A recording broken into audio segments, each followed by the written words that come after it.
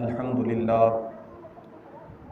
للہ رب العالمین والعاقبۃ للمتقین والصلاة والسلام علی سید الانبیاء والمرسلین اما بعد فاعوذ باللہ من الشیطان الرجیم بسم اللہ الرحمن الرحیم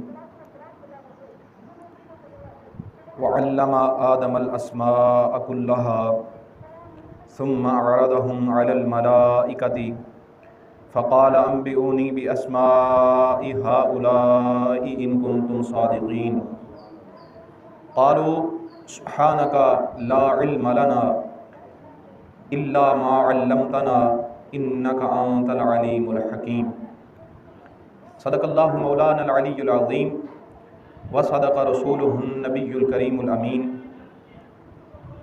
قال رسول اللہ صلی اللہ علیہ وسلم ومن سلک طریقا یلتمس فیہ علما سہل اللہ لہ طریقا الی الجنہ۔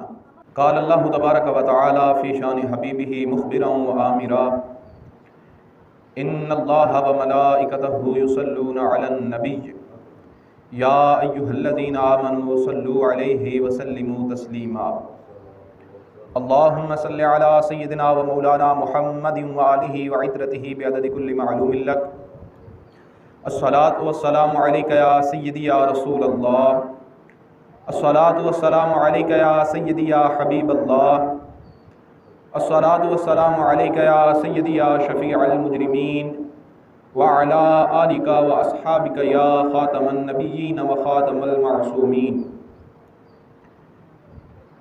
اللہ تبارک و تعالیٰ کا کروڑہ مرتبہ شکر ہے کہ جس نے ہمیں انسان پیدا کر کے اپنے پیارے حبیب حضرت محمد مصطفیٰ صلی اللہ علیہ وآلہ وسلم کی امت میں پیدا فرمایا، اور یہ وہ امت ہے کہ جس کے بارے میں رب ذوالجلال نے قرآن مجید فرقان حمید میں فرمایا ہوا ہے کہ تم بہترین امت ہو اور تمہیں لوگوں کے لیے پیدا کیا گیا ہے۔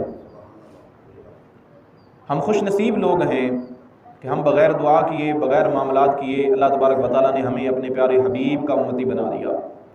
حالانکہ انبیاء کرام نے اس امت میں شامل ہونے کے لیے، اس پیارے حبیب کا امتی بننے کے لیے دعائیں کی تھیں کہ یا اللہ ہمیں اس نبی کی امت میں شامل فرما۔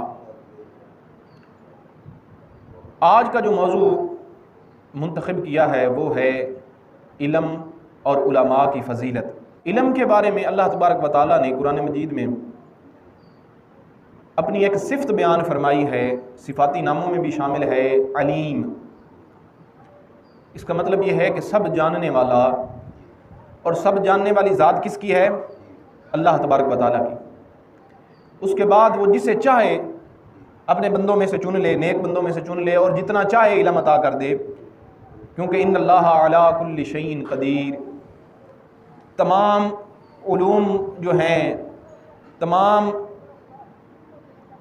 تفکرات جو ہیں وہ ایک لمٹ تک ہیں، خیالات جو ہیں وہ ایک حد تک ہیں، اور رب ذوالجلال کا علم، اس کا حلم، اس کا احاطہ لامحدود ہے کہ وہ ہر ایک چیز کو احاطہ کیے ہوئے ہے، لیکن جسم سے پاک ہے، عضو سے پاک ہے، تمام معاملات سے پاک ہے۔ قرآن مجید کی جو سورۃ البقرہ ہے، اس میں تخلیق آدم کا جب تذکرہ آتا ہے، جب اللہ نے فرشتوں سے کہا کہ میں زمین میں اپنا نائب بنانا چاہتا ہوں، تو فرشتوں نے کہا کہ یا اللہ ہم موجود ہیں جو تیری تسبیح بھی کرتے ہیں، تیری تقدیس بھی کرتے ہیں، تیری حمد و ثنا بھی بیان کرتے ہیں، تو تو ایسی مخلوق کو کیوں بنانا چاہتا ہے جو دنیا میں جائے اور فتنہ فساد پیدا کرے؟ اللہ رب العزت نے فرمایا کہ اے فرشتو، جو میں جانتا ہوں وہ تم نہیں جانتے، کیونکہ ہر چیز کا علم کس کے پاس ہے؟ اللہ تبارک و تعالیٰ کی ذات کے پاس علم ہے۔ اس علم میں سے ابھی اس بات کی وضاحت ہو جائے گی کہ جس علم کو وہ جتنا چاہتا ہے، جس کو مرضی عطا کرتا ہے۔ جو آیت میں نے خطبہ میں بھی پڑھی، جب فرشتوں نے یہ سارا معاملہ عرض کیا، اللہ تبارک و تعالیٰ نے فرمایا کہ جو میں جانتا ہوں تم نہیں جانتے۔ اس کے بعد اللہ تبارک و تعالیٰ نے حضرت آدم علیہ نبینا علیہ السلام کے سامنے کچھ چیزوں کو رکھا، فرشتوں کو بھی بلایا، اور فرشتوں سے فرمایا کہ مجھے ان چیزوں کے نام بتاؤ، اگر تم علم رکھنے والے ہو تو ان چیزوں کے نام بتاؤ۔ فرشتوں نے کہا کہ یا اللہ ہمیں ان چیزوں کے نام نہیں پتہ۔ پھر اللہ تبارک و تعالیٰ نے حضرت آدم علیہ نبینا علیہ الصلوۃ والسلام سے فرمایا کہ اے آدم ان چیزوں کے نام آپ بتاؤ۔ تو حضرت آدم علیہ نبینا علیہ الصلوۃ والسلام نے ان تمام چیزوں کے نام جو ہیں وہ بتا دیے۔ یہ اس آیت کا مفہوم ہے جو میں نے مختصر کر کے آپ کو سمجھانے کی کوشش کی ہے۔ اللہ پاک نے اس آیت کی ابتدا جو فرمائی ہے وہ ہے وَعَلَّمَ آدَمَ الْأَسْمَاءَ۔ اللہ پاک فرماتا ہے کہ میں نے آدم کو وہ اسماء سکھا دیے، یعنی ان اسماء کی، ان چیزوں کی جو فرشتوں کے اور حضرت آدم علیہ نبینا علیہ الصلوۃ والسلام کے سامنے موجود تھیں، ان کے نام اللہ تبارک و تعالیٰ نے حضرت آدم علیہ نبینا علیہ الصلوۃ والسلام کو سکھا دیے اور فرشتوں کو ان ناموں سے بے خبر رکھا۔ تو یہ چیز ثابت ہو گئی کہ اللہ تبارک و تعالیٰ اپنے نیک بندوں میں سے جسے چاہتا ہے جتنا چاہے علم عطا کر سکتا ہے، اور جسے چاہتا ہے جتنا علم عطا کرتا ہے۔ تو بات چل رہی تھی کہ جو میں نے موضوع شروع میں عرض کیا کہ موضوع جو ہے وہ علم اور علماء کی فضیلت ہے، اور یہی علم ہے کہ قرآن مجید میں اس کی بارہا فضیلت آئی ہے۔ اسی سورۃ بقرہ میں آگے جو ہیں کچھ آیات آتی ہیں، پھر سورۃ آل عمران ہے، سورۃ الاعراف ہے، بنی اسرائیل ہے، نمل ہے، قصص ہے، فاطر ہے، سورۃ الزمر ہے، مجادلہ ہے، رحمان ہے، علق ہے۔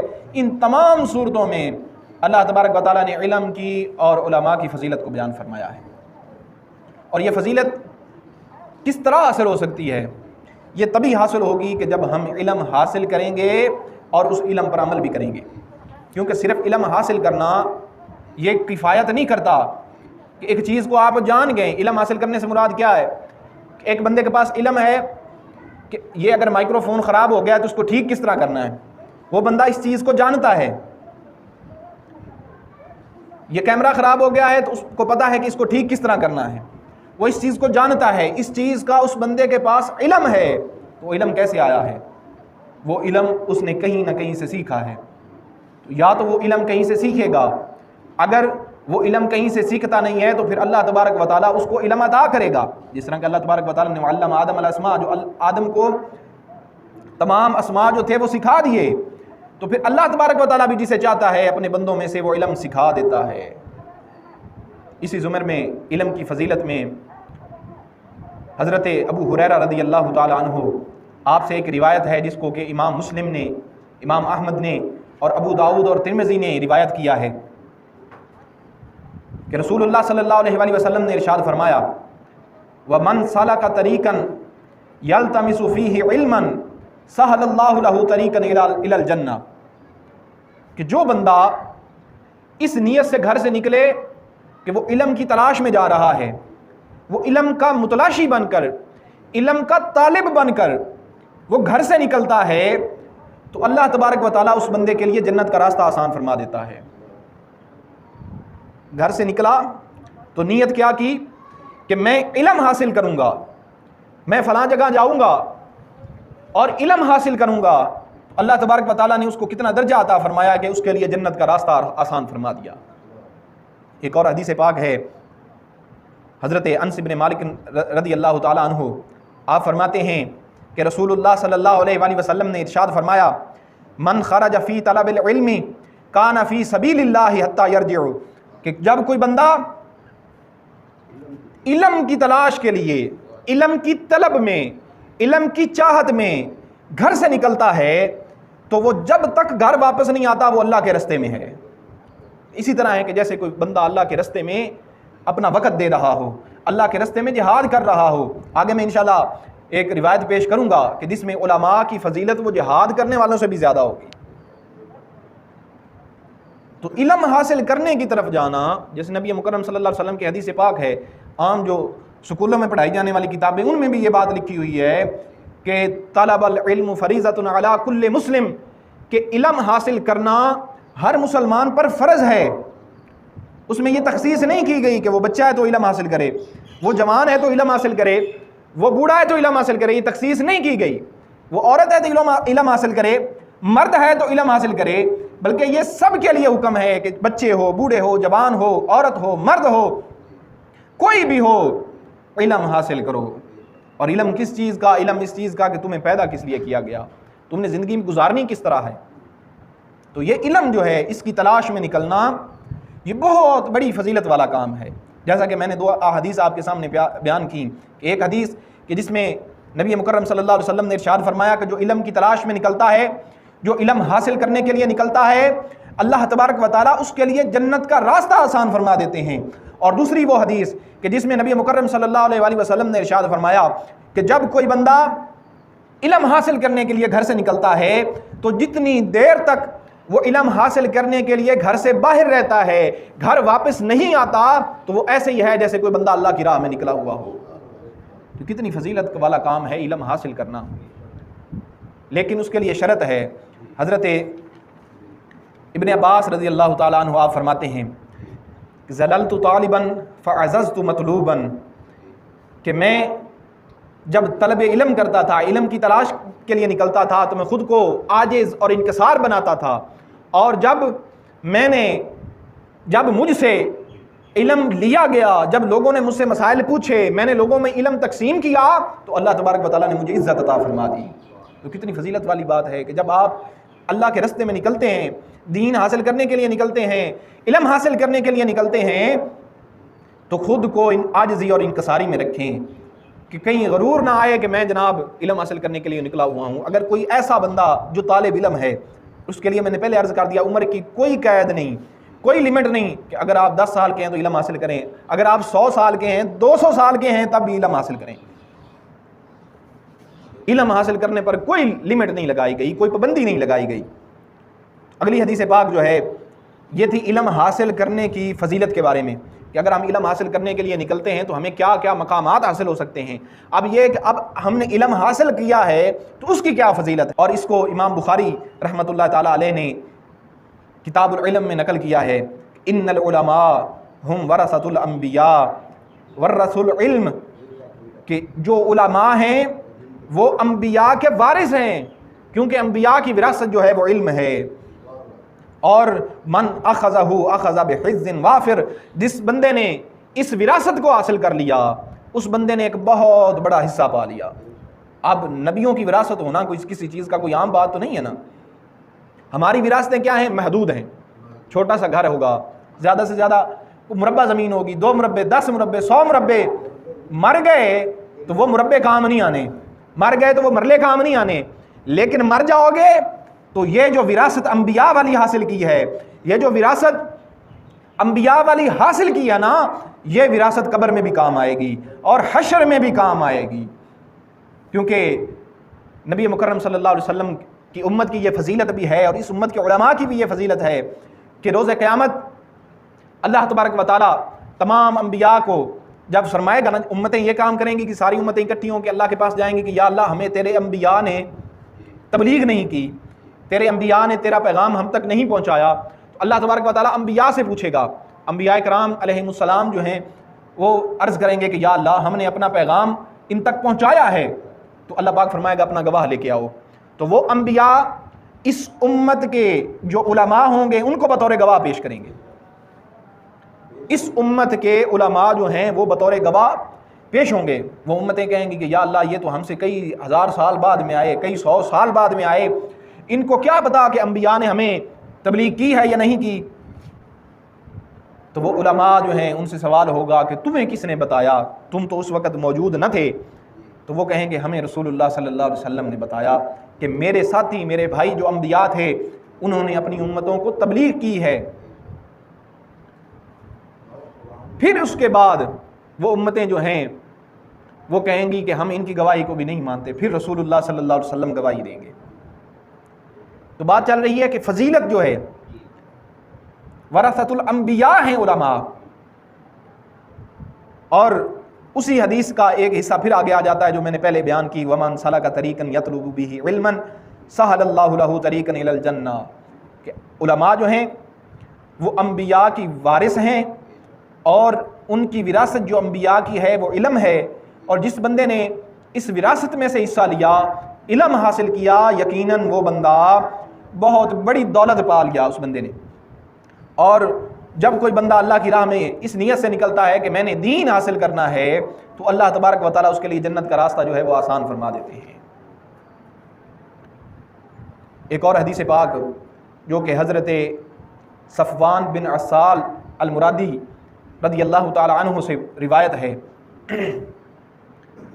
کہ حضرت زر ابن جبیش رضی اللہ تعالیٰ عنہ ایک صحابی ہیں، ایک صحابی دوسرے صحابی کے پاس جاتے ہیں تو دوسرا صحابی ہے، ان کا نام حضرت صفوان ہے، وہ حضرت زر رضی اللہ تعالیٰ عنہ سے پوچھتے ہیں کہ آپ یہاں کیوں آئے ہیں؟ تو حضرت زر جو روایت بیان کر رہے ہیں وہ فرماتے ہیں کہ میں یہاں انبت العلم، کہ میں علم حاصل کرنے کی نیت سے آیا ہوں۔ تو حضرت صفوان رضی اللہ تعالیٰ عنہ نے فرمایا فإنی سمعت رسول اللہ صلی اللہ علیہ وسلم یقول ما من خارج خرج من بیتہ فی طلب العلم الا وضعت له الملائکۃ۔ نبی مکرم صلی اللہ علیہ وسلم نے ارشاد فرمایا کہ جب کوئی بندہ گھر سے نکلتا ہے اس نیت سے کہ میں جا کے علم حاصل کروں گا، تو فرشتے اس کے اس عمل سے خوش ہو کر، وہ جو عمل کر رہا ہے علم حاصل کرنے کی نیت سے گھر سے نکلنے والا عمل، اس عمل سے خوش ہو کے وہ فرشتے کیا کرتے ہیں؟ اپنے پر اس بندے کے قدموں کے نیچے بچھا دیتے ہیں۔ اتنی فضیلت والا کام ہے یہ علم حاصل کرنا کہ جب گھر سے نکلو نیت ہو علم حاصل کرنے کی تو فرشتوں کے جو پر ہیں وہ اس بندے کے لیے راستے پہ سڑک کی طرح بچھ جاتے ہیں۔ اور ایک اور حدیث پاک جسے حضرت جابر بن عبداللہ رضی اللہ تعالیٰ عنہ کے حوالے سے بیان کیا جاتا ہے کہ ہم کو تو حدیث مفت میں ملتی ہے، ہم لیتے نہیں ہیں۔ اب یہ دیکھیں کہ صحابہ کرام کا کیا طریقہ تھا۔ حضرت جابر بن عبداللہ رضی اللہ تعالیٰ عنہ، آپ کو پتہ چلا کہ حضرت عبداللہ بن انیس رضی اللہ تعالیٰ عنہ ایک حدیث بیان کرتے ہیں، اور امام بخاری نے اس کو کتاب العلم کے ترجمے میں لکھا ہوا ہے کہ حضرت عبداللہ سے وہ حدیث سننے کے لیے حضرت جابر بن عبداللہ جو ہیں وہ 1 مہینے کا سفر کر کے گئے، 1 مہینے کا سفر کر کے گئے صرف ایک حدیث سننے کے لیے۔ ہمیں مفت میں ملتی ہے، ہمیں مفت میں سنائی جاتی ہے، لیکن ہم کیا ہے کہ ہم اس کو سننے کے لیے تیار نہیں ہیں۔ آخری حدیث پاک جو کہ علماء کرام کی فضیلت میں ہے وہ بیان کر کے انشاءاللہ دعائے خیر کریں گے کہ رسول اللہ صلی اللہ علیہ وسلم نے ارشاد فرمایا یوزن یوم القیامت مداد العلماء ودم الشہداء، کہ قیامت والے دن اللہ تبارک و تعالیٰ جو ہے وزن فرمائے گا 2 چیزوں کا۔ ایک چیز کیا ہوگی؟ شہداء کا خون ہوگا، وہ لوگ جو اللہ کے رستے میں شہید ہو گئے، ایک طرف ان کا خون ہوگا اور دوسری طرف ان قلموں کی سیاہی ہوگی، اس قلم کی سیاہی ہوگی جس سے کسی عالم نے علم دین حاصل کیا، اس کو لکھا، ایک طرف وہ سیاہی اور دوسری طرف شہداء کا لہو۔ اللہ تبارک و تعالیٰ ان دونوں کا وزن کرے گا، فَيَرْجَعُ مِدَادُ الْعُلَمَاءِ عَلَىٰ دَمِّ الشُّهَدَاء، تو پھر کیا ہوگا کہ وہ جو علماء کی قلم کی سیاہی ہے وہ شہداء کے خون پر وزنی ہو جائے گی۔ یعنی اتنی فضیلت ہے علم حاصل کرنے کی اور عالم دین بننے کی کہ اس کے قلم کی سیاہی جو ہے وہ شہید کے خون سے بھی زیادہ وزنی ہے، وہ شہید کے خون سے بھی زیادہ افضل ہے۔ تو ہمیں چاہیے کہ یہ ہمارے پاس ایک موقع ہے، ہر جمعے میری کوشش ہوتی ہے کہ میں زیادہ سے زیادہ نبی مکرم صلی اللہ علیہ وسلم کے فرامین بیان کروں اور زیادہ سے زیادہ قرآن مجید کا حصہ جو ہے وہ آپ لوگوں کے سامنے بیان کروں، تاکہ آپ کو کم از کم اتنی سمجھ تو آ جائے کہ اللہ تبارک و تعالیٰ نے قرآن مجید میں فرمایا کیا ہے۔ قرآن مجید کو چھوڑنے کی وجہ سے ہمارے اوپر مختلف قسم کے عذاب نازل ہوتے ہیں، ہمارے گھروں میں سکون نہیں ہوتا، ہمارے معاملات جو ہیں وہ تنگی کی طرف چلے جاتے ہیں۔ تو وہ صرف اس وجہ سے ہے کہ ہم اللہ تبارک و تعالیٰ کی جو نازل کردہ کتاب قرآن مجید ہے ہم اس کو چھوڑ چکے ہیں۔